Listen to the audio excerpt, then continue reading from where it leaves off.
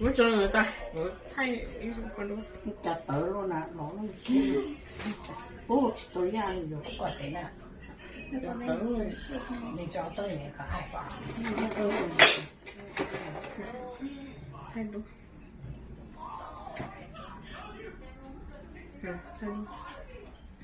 đi giờ nó tại cho tôi được tên ngon nó nói nên là cho nó nhiều quá chẳng nhỏ tụi này nhớ cái sự đâu quá cái sự đâu thực tế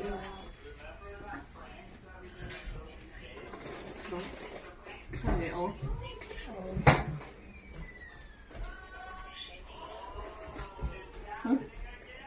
to thay thật luôn nhỉ thấy ok cái đứa này nó nói là po nó yêu đó po một chút chút xong ơ nhưng mà này cậu nó nhiều được po là thở chưa về nó yêu được po rồi có thực thành nhiều rồi mấy nhá Tú, nó bé hạt phân Tú. po tú ơ Tú. nó có ra pocket thôi à nó bé hạt phân po Không có con lúc từ tôi trái phải mà phòng này rồi phải rồi hạt phân rồi mấy nhá có cô lo hết rồi tôi giá trị cơ cũng nó có trong giá trị cơ cái lẻ mà cái cô lo hết rồi lên của tôi giá trị bao nhiêu chỉ trong nửa cái cả liền hạt phân nó nó hết po rồi lên lên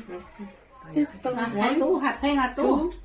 tùy nó bao mà không bao nó bao happy birthday à bữa tết nó không có nó à bữa thứ sáu đi ốp bé là bữa thứ sáu chỉ không one two three Birthday to you. Happy birthday to you. Happy birthday to Nima. Happy birthday to you.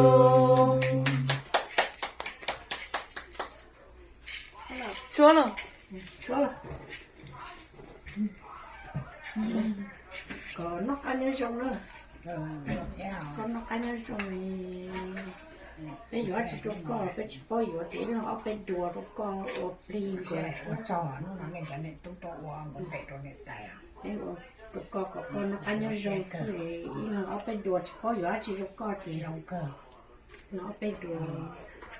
chụp co chụp pin rồi xưa đã tao làm cái gì làm ở đây cái nhà nó mỏi Nằm mò lơ. Brilliant on 90 đó. What? Because I did brilliant on 100 ha. tôi cho Chỉ là này đó này thì đó giờ này thì sướng Nằm mò. nó mỏi